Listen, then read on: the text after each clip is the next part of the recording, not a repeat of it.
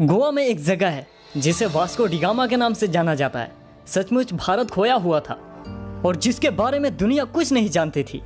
क्या Vasco D gamma के पहले भारत में कोई विदेशी नहीं आया था?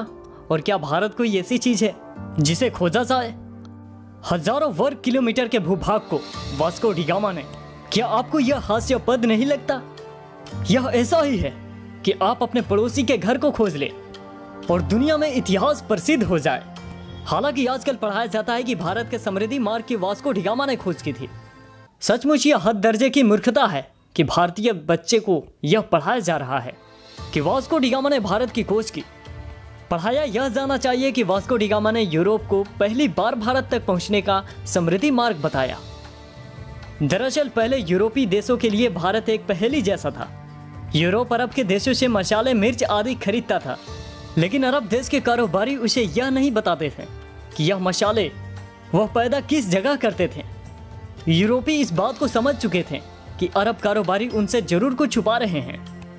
दोस्तों, ये कारोबारी अरब के उस पार पूर्वी देशों से ज्यादा परिचित नहीं थी। जहां तक सवाल भारत का है तो इसके एक और हिमालय की ऐसी श्रृंखला है जिसे पार करना उस दौर में असंभव ही था। भारत के दूसरे और तीन ओर से भारत को समुद्र ने घेर रखा था। ऐसे में यूरोपीय वासियों के लिए भारत पहुंचने के तीन रास्ते थे। पहला रसिया पार करके चीन होते हुए बर्मा पहुंचकर भारत में आना, जो कि अनुमान से कहीं ज्यादा लंबा और जोखिम भरा था। और दूसरा रास्ता था अरब और ईरान को पार करके भारत पहुंचना, लेकिन यह रास्ता अरब के लोग इस्तेमाल करते थे और वे किसी अन्य को अंदर घुसने नहीं देते थे। और तीसरा रास्ता समुद्र का था, जिसे चुनौती देने वाला सिर्फ समुद्र ही था। ऐसे में एक ऐसे देश के समुद्री मार्ग को खोज करने यूरोप के एक नाविक निकल पड़े, जिसके बारे में सुना बहुत था लेकिन देखा नहीं। इन नाविक में से एक का नाम क्रिस्टोफर कोलंबस था, जो कि इटली के निवासी था। भारत का समुद्री मार्ग खोजने निकले कोलंबस अटलांटिका महासागर में भ्रमित हो गए और अमेरिका के तरफ पहुंच गए। कोलंबस को लगा कि अमेरिका ही भारत है। और दोस्तों, इसी कारण वहां के मूल निवासियों को रेड इंडियंस के नाम से जाना जाना लगा। कोलंबस की यात्रा के करीब 5 साल बाद पुर्तगाल के नाविक वास्को डी गामा जुलाई 1498 में भारत का समुद्री मार्ग खोजने निकले। वास्को डी गामा ने समुद्र के रास्ते कालीकट पहुंचकर यूरोपीय वासियों के लिए भारत पहुंचने का एक नया मार्ग खोज लिया था। 20 मई 1498 को वास्को डी गामा कालीकट तक पहुंचे और वहां के राजा से कारोबार के लिए हामी भरवा ली। कालीकट में 3 महीने रहने के बाद वास्को डी गामा पुर्तगाल लौट गए। कालीकट अथवा कोलिकोड केरल राज्य का एक नगर और पतन है। वर्ष 1499 में भारत की खोज की यह खबर फैलने लगी। 1503 में वास्को पुर्तगाल लौट गए और 20 साल वहां रहने के बाद वह भारत वापस चले गए। 24 मई 1524 को वास्को डी गामा की मृत्यु हो गई। लिस्बन में वास्को के नाम का एक स्मारक है। इसी जगह से उन्होंने भारत की यात्रा की शुरू की थी।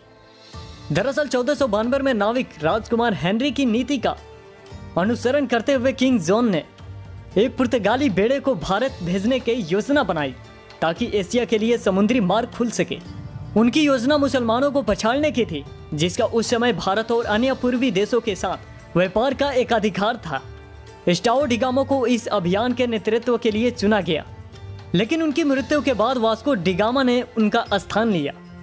8 जुलाई 1497 को वास्को डी गामा 4 जहाजों के एक बेड़े के साथ लिस्बन से निकले थे।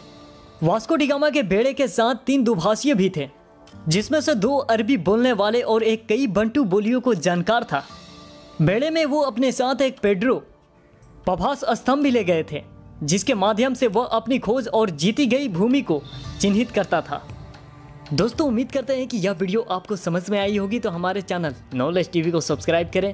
अगर आप सब्सक्राइब कर चुके हैं तो थैंक यू। अगले वीडियो में फिर मिलते हैं, तब तक के लिए जय हिंद, जय भारत।